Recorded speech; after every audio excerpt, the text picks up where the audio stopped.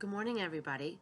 Welcome back to our Monday with a Mad Genius. We are on chapter 4 today, and let's see what Jack and Annie's adventures take them to today.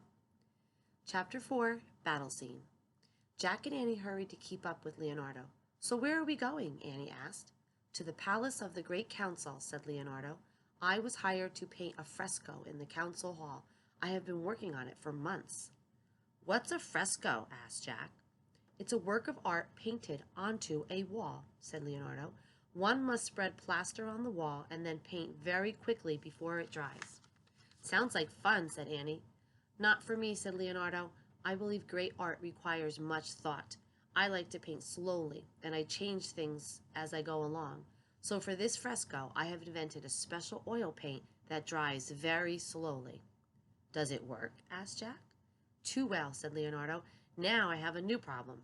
Neither the plaster nor my oil paints have dried at all." "Oh no," said Annie. "But today all will be well," Leonardo said cheerfully. "I have a plan to speed up the drying process. This morning I will fix everything." Leonardo led Jack and Annie into a square with a large building. "There it is," he said, "the Palace of the Great Council." The palace looked like a fortress. It had rough-looking stone walls and a tower that rose high into the air. "The palace is a very important place," said Leonardo. "It is where the governing council of Florence meets. Come along." He opened one of the grand doors and guided Jack and Annie into a courtyard with a fountain. "This way to the council hall," he said, "and the latest work of Leonardo da Vinci." Leonardo bounded up some steps and down a corridor. Jack and Annie hurried after him until he passed through another grand doorway and then stopped. Leonardo put down his basket and raised his arms. "My fresco," he said. "Oh, man," breathed Jack.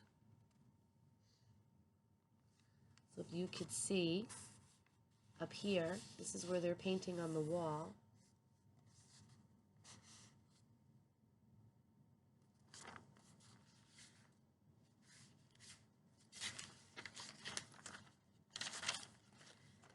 They were in an enormous room with tall arched windows and vast white walls.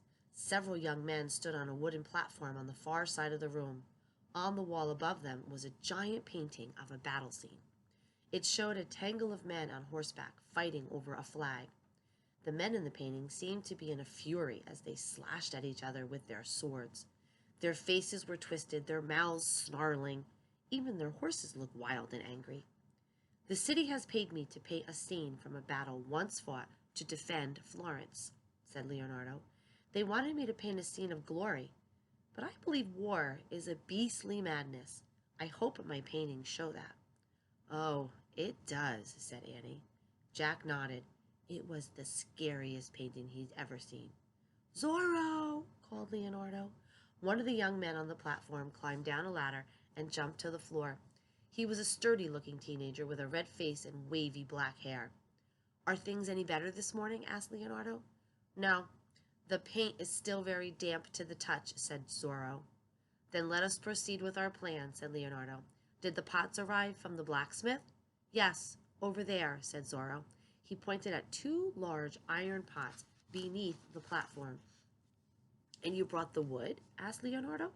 "Yes," said Zorro. He pointed to a pile of wood stacked up against the wall. Leonardo set down his basket and headed over to the platform. "What's the plan, Leonardo?" asked Annie as she and Jack followed him. "My apprentices and I will fill the pots with wood and lift them onto the platform," said Leonardo. "Then we will light fires in them. The heat of the fires will quickly dry the fresco." "How can we help?" asked Jack. "Bring us some kindling," said Leonardo. "No problem," said Jack.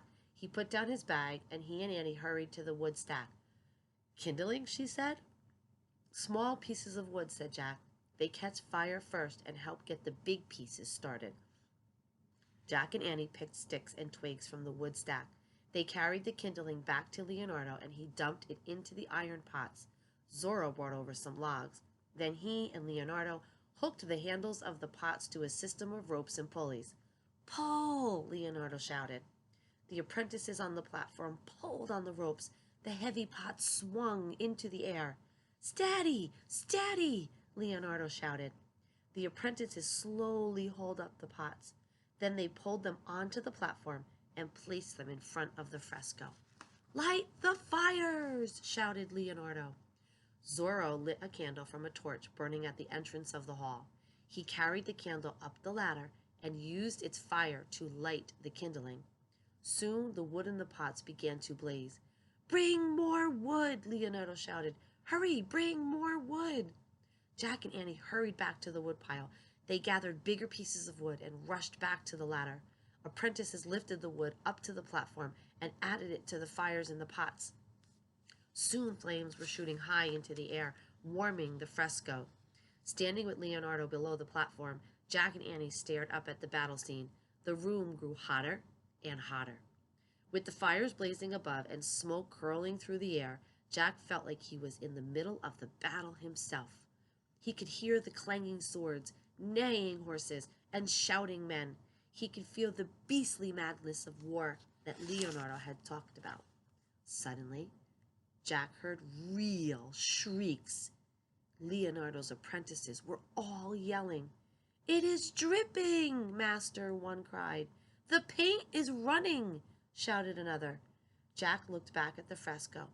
The helmets of the warriors were melting down over their furious faces.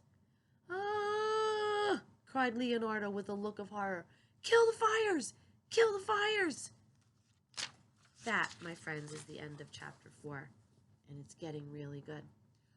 So, I ask, with your parents' permission, of course, you never go online without their permission, see if you can Google Leonardo da Vinci, and you'll be able to see some of his beautiful frescoes, like they talked about, paintings on the walls of buildings, and you might be able to see some of his other masterpieces of work, some art and some statues. But again, just do that with your parents' permission. I hope you enjoyed this chapter of our book and have a wonderful day, second graders. You guys are awesome. Thanks. Bye-bye.